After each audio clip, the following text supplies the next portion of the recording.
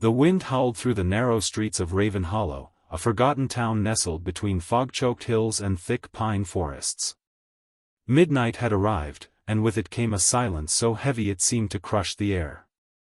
Streetlights flickered uncertainly, casting shaky pools of orange light on the damp cobblestones. The fog moved like a living thing, thick, swirling, and strangely cold. Inside a small apartment above the Hollow Diner, 17-year-old Ethan Callahan stared at the dark sky through a crack in his curtain. It had been a week since the power grid had started failing across town. First it was the Southern District, then the Eastern Bloc.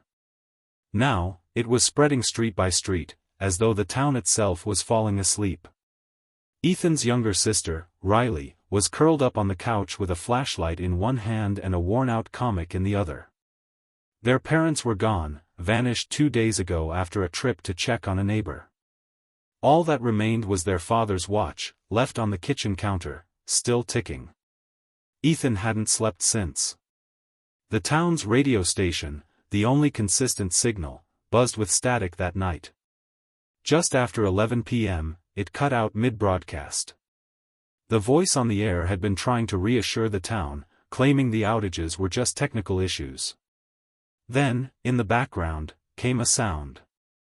A moan. Long, low, and wet. Then nothing. Ethan turned up the volume, but the signal was gone. Riley looked up. Was that, on the radio? He nodded slowly. Yeah. But it's probably just someone messing around. Neither of them believed it. Downstairs, the sound of a spoon falling onto tile shattered the stillness. Ethan froze. The diner was supposed to be locked. They'd checked the doors. Twice. He grabbed the wooden bat from behind the door, an old souvenir from his Little League days. Quietly, he crept toward the stairwell, motioning for Riley to stay back. Each step creaked. Halfway down, he heard it again, shuffling. Slow, dragging steps across the tiled floor. Then the unmistakable sound of something wet slapping against glass. He peeked through the narrow window that overlooked the diner's kitchen. What he saw didn't make sense. A man, or something that had once been a man, stood in the kitchen, his back to Ethan. His clothes were torn and blood-stained, but there were no signs of wounds. His skin was pale, almost gray. The way he moved was wrong, jerky, uncoordinated, like a puppet on broken strings. In one hand, he clutched a hunk of raw meat, which he pressed against his mouth with slow, almost reverent hunger. Ethan swallowed hard. That's not right, he whispered. He turned to go back upstairs, but the stairwell behind him was now filled with fog. And then he heard more footsteps. Not just one. Several. From outside. He ran up, locked the door behind him, and grabbed Riley's hand. Pack your bag. Now. She stared at him. What's happening? I don't know. But we're not safe here. As they packed the essentials, a distant siren began to wail. Then another. And another. Soon, the whole town echoed with alarms, fire, police, even the old civil defense siren that hadn't gone off in years. Then, through the window, Ethan saw them. Figures stumbling down the street. Dozens. Maybe more. Their faces were blank, hollow. Some dragged limbs that looked barely attached. They made no sound, just slow, relentless movement toward the diner. Riley, we're leaving. Right now. But the moment he opened the back door, he came face to face with one of them. It stared at him with lifeless, milky eyes, and lunged. He slammed the door shut, heart pounding, breath ragged. We're trapped. They backed away as fists began to pound on the front window, glass cracking under the pressure. Riley gripped his arm. Ethan, what are they? He looked into her terrified eyes and said the only truth he knew. I think, they were people. But now they're something else. And as the clock struck 12:01 a.m., the first pane of glass shattered. Outside, Raven Hollow was no longer a town. It was a hunting ground. Let me know when you're ready for part 2, or if you'd like a summary of the entire 8-part outline first. You said. The front window exploded inward with a rain of shattered glass, spraying across the diner floor. Ethan pulled Riley behind the counter just as a pale hand reached through the frame, groping for anything warm. Another. Then another. Groans drifted through the opening, low and guttural, like something ancient and long buried. Back door, now. Ethan barked. They sprinted through the narrow kitchen, dodging overturned chairs and broken dishes.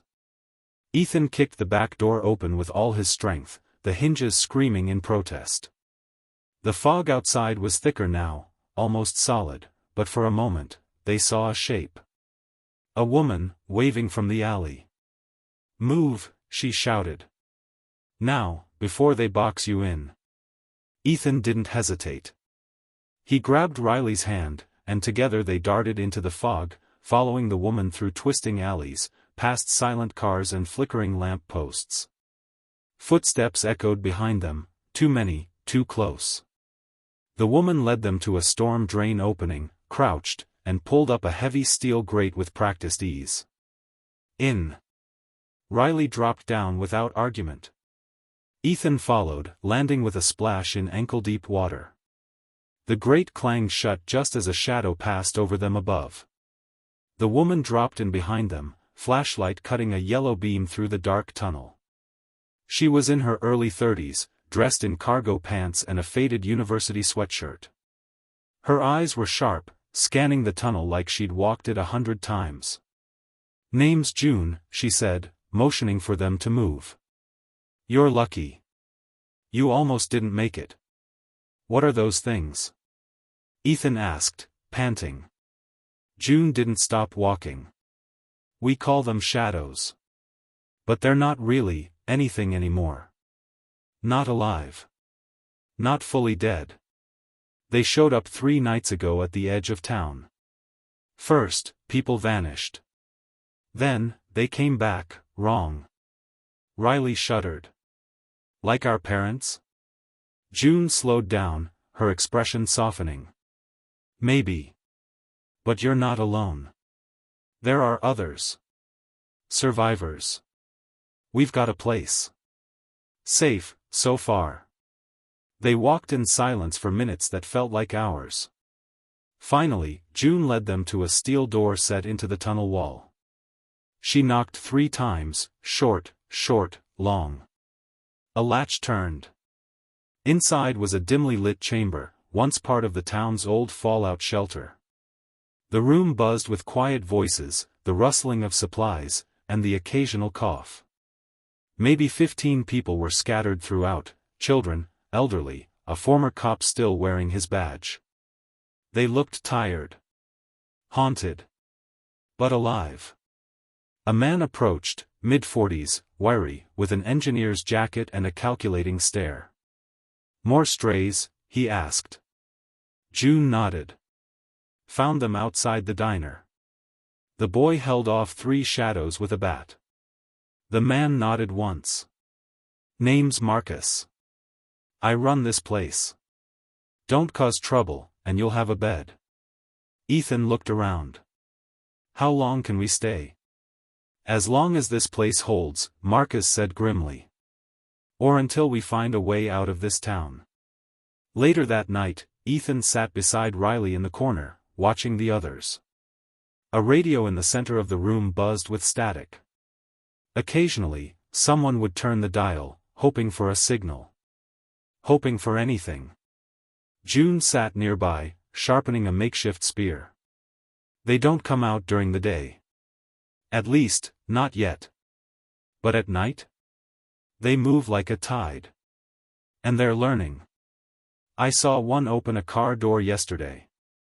Ethan tensed. "They're getting smarter?" Marcus joined them. "Or remembering what they used to be. Whatever happened to them, it's not natural. This is more than just a disease." A child cried softly in the background. No one moved to hush them. The fear was thick, no one had the heart. Then the lights flickered. Just once. But everyone noticed. Marcus jumped up. Check the fuel line. We can't lose power now. Ethan stood. Let me help. June nodded. You've got guts, kid. As they left the main chamber, Riley whispered to herself, gripping her comic book tightly. Don't become one of them. Outside, the shadows waited, dozens more drifting in through the trees and streets, silent and sure. But in the heart of the earth, behind steel and hope, humanity breathed, and planned. The night wasn't over. And neither was the fight. The fuel line was intact. The generator had power. But the lights had flickered anyway. Ethan stared at the old machine, watching as it chugged and hummed like a tired animal. So it's not the fuel? June wiped sweat from her brow. No. Something's interfering. Something external. The shadows don't just feed on people. They disrupt systems. Radios, power, maybe even memories. Ethan raised an eyebrow. Memories? She didn't answer right away. Instead, she checked the cables running from the generator into the wall. I've seen people come back. Not bitten. Not scratched. Just, changed. Like something got inside their heads. Ethan shivered. Back in the shelter, the radio suddenly sparked to life. A voice, broken by static, cut through the quiet. Oh anyone, survivors in Sector 5, repeat, Sector 5, we found, safe zone, coordinates. Marcus leapt toward the receiver, twisting dials. This is Marcus of Raven Hollow. We hear you. Please repeat your last transmission. Nothing but static. Come on, he growled. June and Ethan ran back in. You heard that, right? She asked. Marcus nodded. There's someone out there. Outside this town. That message, Sector 5. That's a military term. Someone's organizing. Could be a trap, one of the survivors muttered. An old man with hollow eyes and a trembling voice. They send signals. Lure people out. They can't talk, June snapped. They moan. They screech. But radio signals? That's human. Or at least, it used to be. Marcus turned to Ethan. You're fast. Quiet. And right now, we need someone to go topside, climb the signal tower on Ridgeway Hill, and try to boost our transmitter. Ethan blinked. You want me to go outside? Alone? No, Marcus said. Take June. And take this. He handed Ethan a small device, round, black, blinking faintly. Short-range jammer. Might give you a few seconds of silence if they get too close. It won't stop them, but it could confuse them. June slung her weapon onto her back. We move at first light. Dawn came slow. The fog never fully lifted, and the streets of Raven Hollow were still cloaked in ash-gray mist. The shadows retreated to alleyways and abandoned houses, watching with eyes that didn't blink. Ethan and June stepped out of the storm drain near the town's northern edge. The silence was wrong. Too absolute. They moved through side streets, ducking under awnings, avoiding glassy windows where reflections sometimes moved when they didn't. Ridgeway Hill loomed ahead, tall, overgrown, and crowned by the skeletal remains of an old broadcast tower.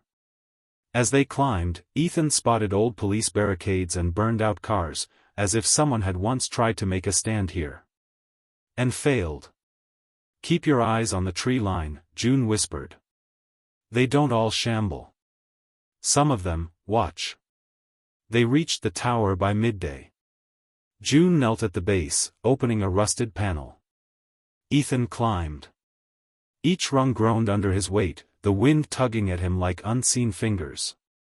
At the top, the town looked small, quiet. Too quiet. He pulled the transmitter from his bag and connected it to the antenna.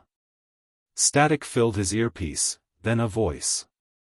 Survivors, coordinates locked, we are moving south. If you can hear this, signal flare. Ridgeway Hill. His heart raced. He dug out the flare gun from his jacket. Just as he fired it skyward, something moved in the trees. Dozens of somethings. They were coming. Fast. Not shambling. Running. June, he shouted. Go. They're coming. She looked up. Eyes wide. Down. Now. He slid halfway down the ladder, then jumped the rest, landing hard on the ground. His ankle twisted painfully, but there was no time to scream. June grabbed his arm and they ran, through the brush, over fences, back into the dead town. The flare still burned in the sky above. Ethan turned once and saw them. Shadows that sprinted on all fours. Shadows that leapt. That tracked. Not mindless. Predators. They reached the storm drain just as the first one lunged. June fired her crossbow, straight through its chest. It kept moving. But hesitated. The jammer in Ethan's pocket blinked red, interference detected. He pressed the button. A low hum surged in the air. The creatures staggered, just for a moment, but it was enough. They dove into the tunnel, sealed the grate behind them, and ran through the darkness until the sounds above faded into stillness. Back at the shelter, Marcus stood, eyes locked on the now steady radio signal. You did it. Ethan dropped to the floor, breathing hard. They're evolving. June nodded grimly. And they know we're talking to someone. The radio crackled again. Safe zone confirmed. Evacuation planned. Prepare for extraction, 72 hours. And just like that, hope came back. But so did a clock. 3 days. To survive. To escape. Or to become one of them. The clock was ticking. A weathered stopwatch, found in the wreckage of a soldier's pack, ticked beside Marcus's map. He'd synchronized it with the transmission. 72 hours. Now, 56 remained. Inside the shelter, people moved differently. Faster. Sharper. Whispered conversations filled corners. A flicker of hope had returned, but it came with fear. What if the shadows got smarter before the clock ran out? What if not everyone wanted to be rescued? Ethan sat with Riley and June, going over the town map. There were 3 things they needed before extraction: clean water, battery cells for the beacon, and a flare signal from a higher altitude. Ridgeway had burned out after the first flare. Water's priority, June said. We hit the filtration plant on the west side. It's underground. Might be untouched. Ethan tapped the map. That's near the old subway depot. Marcus joined them. And that's where he came from. Ethan looked up. Who? Marcus stepped aside. A stranger entered the chamber. Tall. Dirt-smeared. Cloaked in layers of cloth. His boots were military issue, but his face was wrong, blank, pale, like someone who'd seen too much and remembered too little. This is Cole, Marcus said slowly. He walked in an hour ago. Alone. Through the west tunnel. June stood. Through the shadows. Cole didn't flinch. They don't come near me. His voice was low. Steady. Riley clutched Ethan's arm. Is he, one of them? No, Cole said, calmly. But I've seen what they become. Everyone fell silent. Cole looked at the map. You're going to the filtration plant. You'll need someone who knows how they move. I can help. June stared at him. Why? Cole met her eyes. Because I need to get out of this town as badly as you do. Marcus hesitated, then nodded. You'll take Cole. If he tries anything, leave him behind. The team left at dawn. Ethan, June, and Cole moved west, cutting through alleyways and sewer grates. The silence felt heavier now, like the town was listening. As they approached the depot, Ethan noticed strange symbols scrawled on walls, circles with slashes through them. Some were fresh. Others painted in what looked like rust, or something darker. Cole touched one lightly.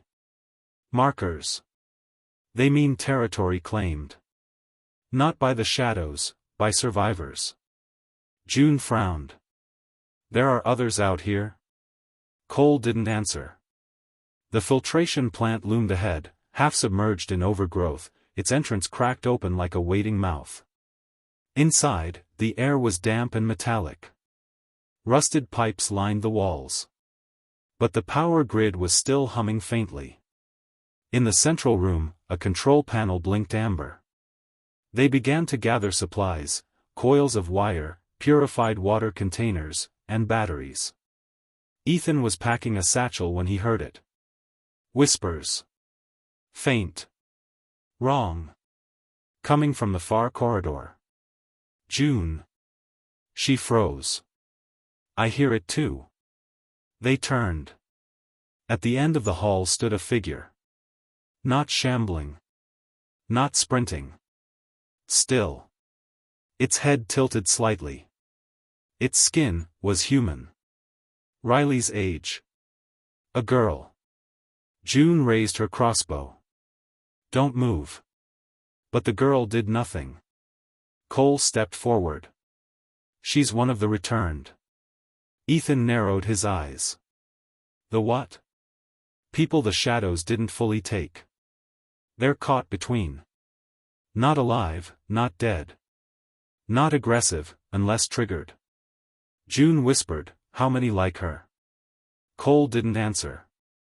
Just gently stepped toward the girl. Don't, Ethan warned. But Cole raised his hand.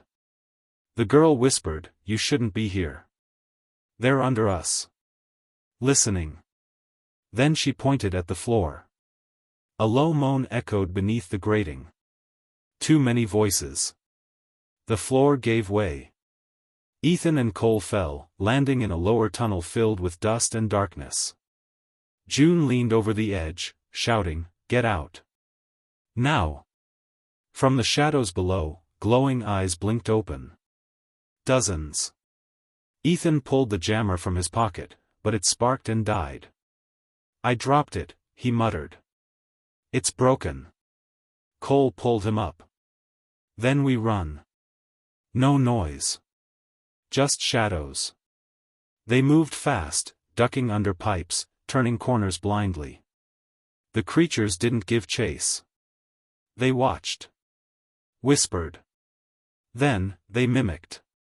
Ethan heard his own voice repeated behind them, run, run. It sent a chill down his spine deeper than the cold ever could. They found a rusted service ladder, climbed fast, and burst back into the upper floor. June was waiting, blade drawn. We're done here, she said. We go. Now. As they exited, Ethan looked back once. The girl was gone. So were the eyes. Only silence remained. Back at the shelter, Marcus examined the supplies. Good work. Enough to keep us running. Ethan didn't celebrate. They're not just monsters anymore. June nodded. They're watching. And Cole? He stood near the radio, staring at it as though remembering something long forgotten. That night, as the survivors slept, Cole quietly marked a symbol onto the wall. A circle. With 2 slashes. Riley watched from the shadows. She didn't speak. But she would remember. There were 44 hours left. And the walls were beginning to whisper. It started subtly. A cold draft that shouldn't exist in a sealed shelter. A toy car, moved a few inches without anyone touching it. And then, the blood. June found it first. A thin smear along the hallway wall, leading toward the rear storeroom. Not much. But it hadn't been there the night before. She crouched beside it, ran a gloved finger through the streak. Still wet, she muttered. Ethan joined her, flashlight flickering slightly. No one's injured, he said. Not that I've seen. June stood. Then either someone's hiding a wound. Or someone brought something back. They exchanged a look, unspoken, but clear. Cole. He hadn't spoken much since they returned. He kept to himself, staring at the radio or sketching strange symbols in a weathered notebook. No one had asked him about it. Yet. That night, while the others ate in low silence, Marcus called for a meeting. Survivors gathered near the map table, dozens of tired faces lit by oil lamps. We're not alone anymore, he said, voice low. There's a signal out there. A promise of rescue. But that means we also have something to lose. He turned toward the map, marking a route toward the eastern ridge.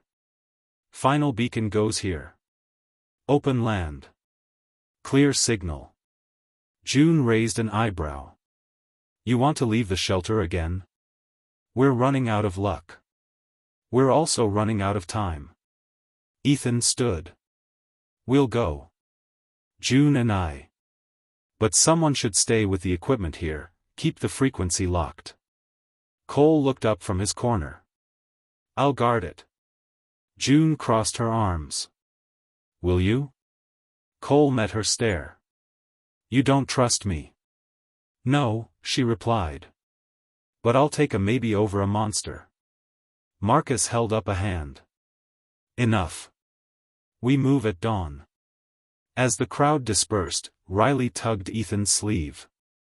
Something's wrong, she whispered. He knelt. What is it? She hesitated, then pointed at Cole. He talks in his sleep. Says names. My name. Ethan's stomach turned. You're sure? She nodded. And last night? I saw him near the back hallway. Where the blood is. That night, Ethan didn't sleep. He waited until the shelter dimmed, then crept toward Cole's bunk. Empty. He followed faint footprints down the corridor, the blood trail again, faint but still there. It ended at the supply door. Unlocked. He opened it slowly. Inside was Cole. Kneeling over a figure. Riley. Unconscious. Pale. But breathing. Ethan surged forward. What are you doing? Cole held up both hands.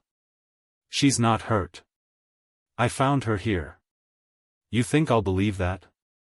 Cole's voice remained calm. They're inside her head. The shadows. I can feel it. What are you talking about? She's changing. I've seen it before. I thought I could stop it, but it's already started. Ethan gritted his teeth.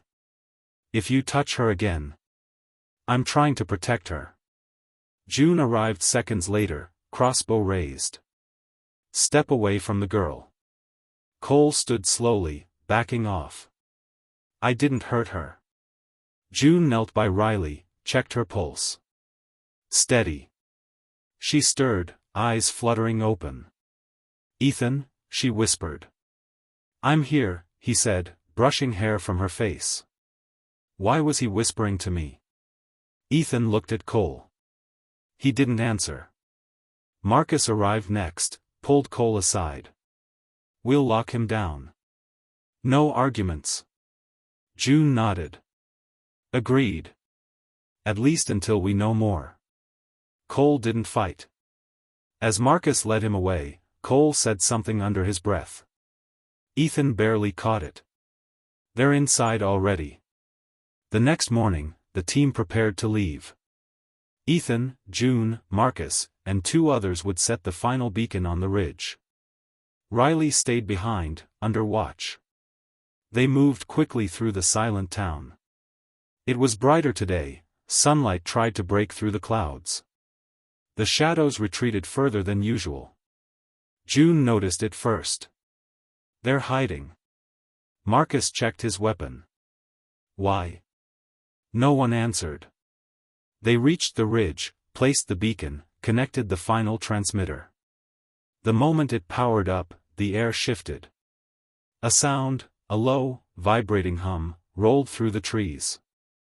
Then, silence. No birds. No wind. And then, footsteps. Fast. Measured. Not shadows. Humans. A group of people emerged from the woods, 6 in total. Armed. Clean. Wearing military gear, but without any insignia. One stepped forward, smiling faintly. You got the signal out. Good. You've earned your ride.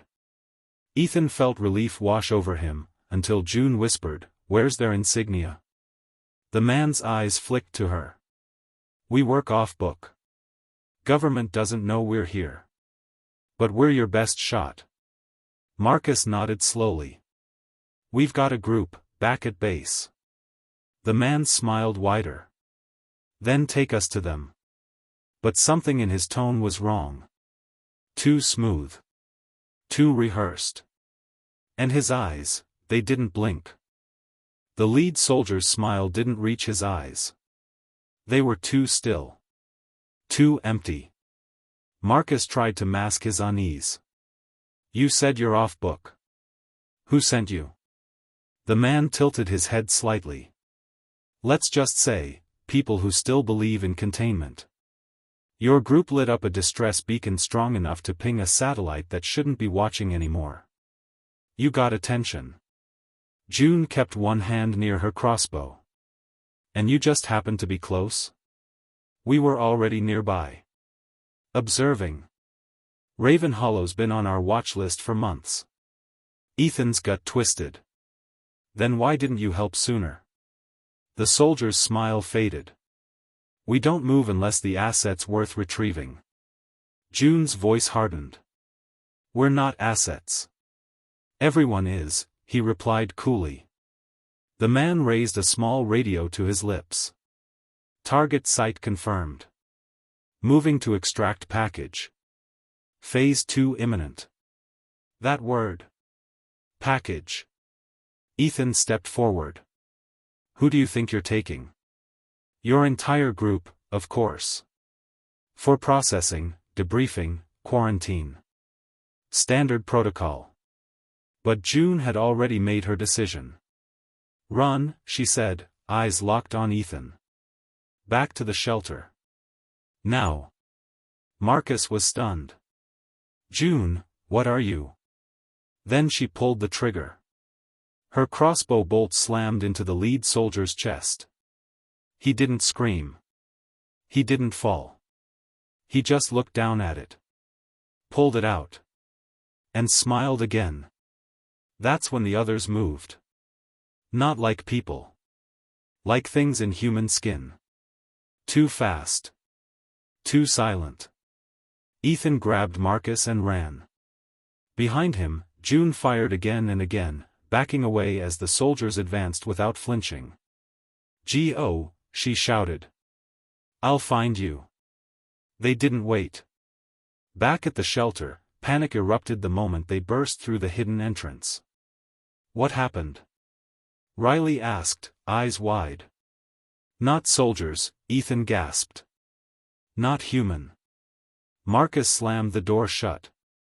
"They're coming. And they knew about us. They've been watching." Riley looked around. "Where's June?" "She stayed behind to cover us." Cole, still restrained in the side chamber, lifted his head. "You met them, didn't you?" Ethan glared at him. "What are they?" Cole's voice was quiet. "Shade skin." Marcus frowned. "You said the shadows don't talk." "They don't. These aren't shadows." "Not exactly." He stood, no longer resisting the restraints. They were human once. Infected, but not destroyed. Some of them made deals. Let it inside. Let it guide them. The virus learned how to keep the body functioning, while changing the mind. They're not monsters, Cole said. They're colonists. And they think we're already theirs. Riley whispered, "You've seen them before?" Cole nodded. "They tried to recruit me. A long time ago. I ran." Ethan was about to respond when the radio crackled violently. "This is Commander Gray of Echo Unit. Surrender immediately. Resistance will result in termination. Your safe zone is compromised. Your choices are over." The voice was smooth. Controlled. June's voice came next, low and rushed. "Don't open the gates. Don't trust them. I saw what they did to a village outside town. Burned it to the ground. There were survivors inside." Static swallowed her voice. Then silence. Marcus turned to the group. "We make a stand. Here. We barricade every entrance, set up fallback points. They're not invincible, just infected. Aim for the spine." Riley trembled. "They'll kill all of us." Cole spoke again. "Not if we fight like them. I know how they think. I know where they'll strike first." Ethan looked at him warily. "You said they tried to recruit you. Why didn't they kill you?" "I was valuable. I knew their plans. I ran before I changed. That's why I came here. I thought the beacon might lead them too. I wanted to warn you." Marcus considered it, then cut Cole loose. "Help us stop them." Cole nodded. "They'll come from 3 tunnels. North, west, and below. They'll try to split us. Then we split first," Ethan said. "Divide into cells. Force them into choke points." They began to prepare, barricades of scrap metal, wiring electric traps from the generator, loading every makeshift weapon they had. Cole and Ethan set up motion sensors in the storm drains. Riley reprogrammed the transmitter to emit interference tones, something that rattled the creature's equilibrium. And deep beneath it all, something shifted. The shadows, the original ones, stirred. As if sensing that their hybrid cousins were coming to claim what wasn't theirs. That night, as they waited in the dark, Ethan sat beside Riley. "You okay?" he asked softly. She shook her head. "I dreamed of them again." "The soldiers?" "No. The girl from the plant. The one who pointed at the floor." Ethan tensed. "What did she say this time?" Riley looked up at him, her voice barely a whisper. "She said I'd already changed." The lights flickered once. Then went out. The lights died at 1:43 a.m. Not with a flicker, but a snap. Like something had bitten through the power line. Ethan reached for his flashlight. Nothing. Not even a glow. "EMP?" Marcus said into the dark. "No," Cole replied. "Worse. They're inside the grid." Riley lit a flare, sulfur red. The bunker walls glowed like muscle and bone. June hadn't returned. No one said it, but everyone felt it, she wasn't coming back. Ethan's earpiece crackled. A single voice filtered through. Distorted. Almost metallic. "Open the doors. Join the new order. We don't destroy. We evolve." Marcus pulled the earpiece out and crushed it underfoot. No more warnings. Only war. 2:12 a.m. The first breach came through the north tunnel. 3 of the enemy entered, silent, fast, 2 human. One wore the uniform of a missing fire chief. Another still had a name tag, Lana. But their faces were blank. Hollowed out. Cole shouted, eyes and spine. That's where it hides. The survivors fired, makeshift bows, salvaged rifles, even sharpened rebar. The creatures dodged most. One reached the barricade, until Riley triggered the floor trap. Electricity surged through the wet ground. The creature convulsed violently, then screamed. Not human. Not animal. Something else. It collapsed in smoke. Marcus reloaded. Confirmed. They can be killed. The other two retreated, slipping back into shadow like spilled oil. 2:30 a.m.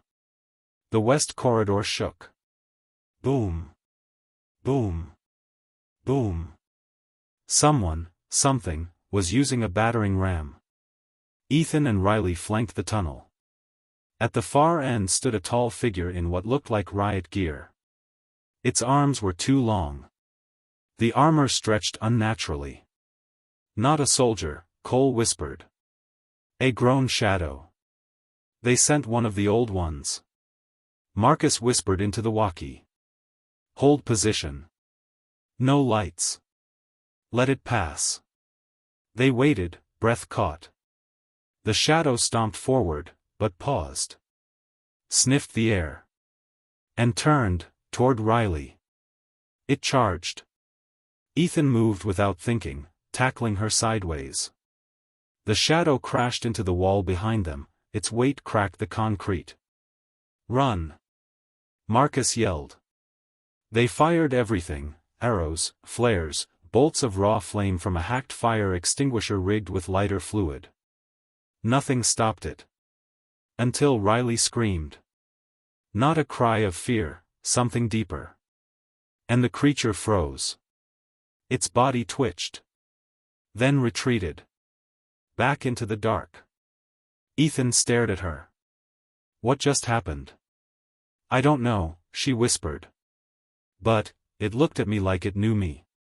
3 a.m. The tunnels fell silent. Eerily so. Cole paced the main chamber. They're changing tactics. Marcus frowned. To what? Cole's face darkened. Divide and dissolve. They'll start isolating us. One by one. As if on cue, the shelter door hissed slightly. Not fully open. Just enough to let in sound. A whisper.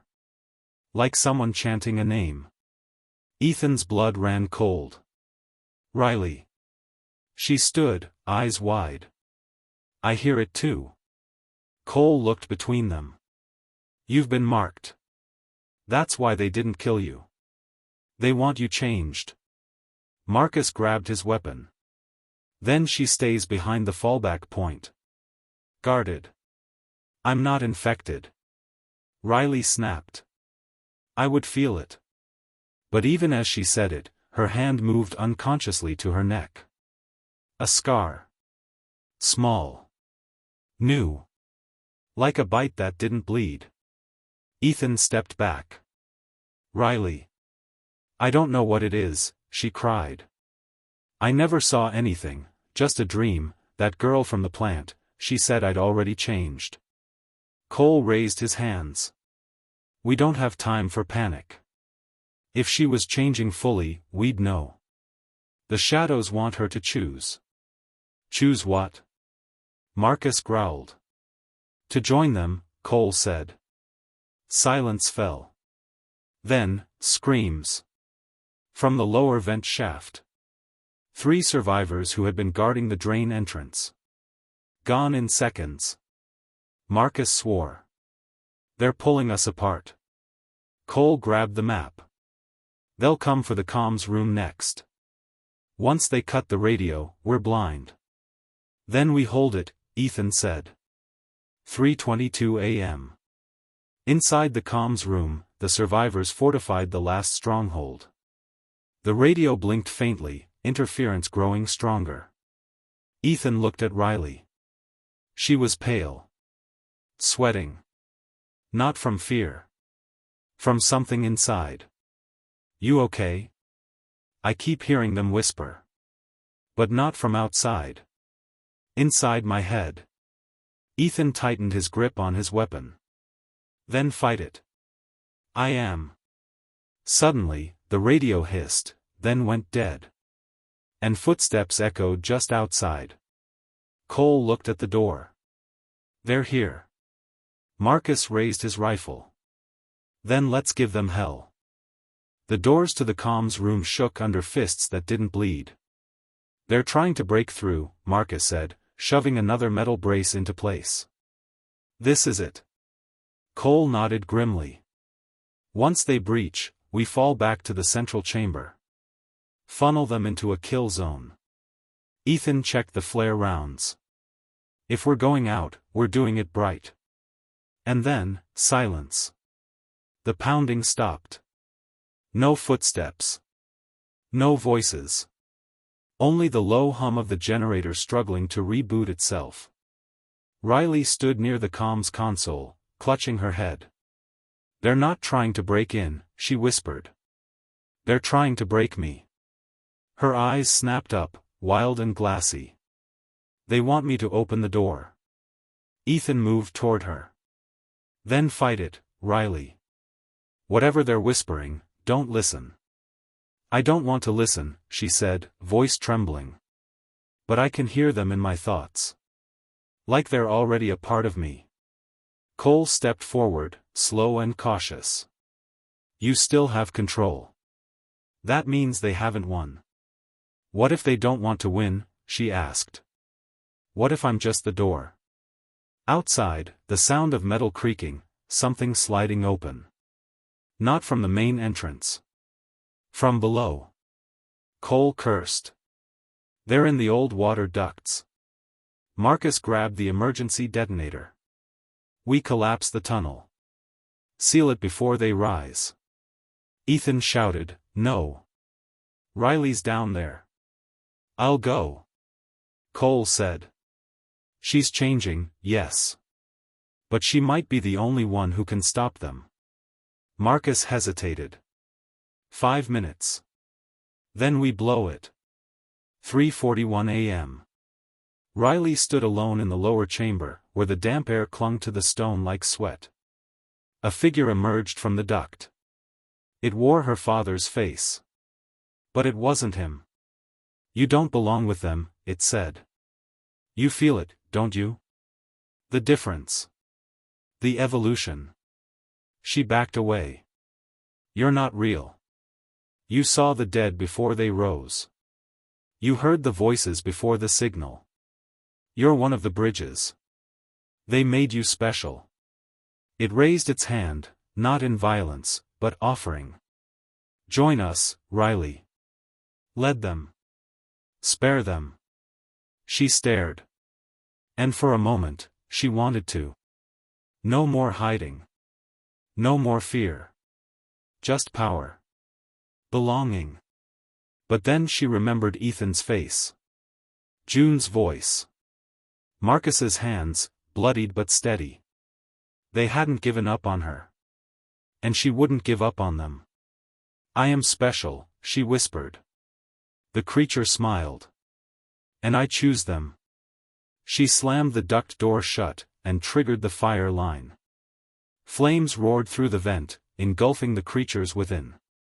She climbed back up, coughing, hands blistered, but alive.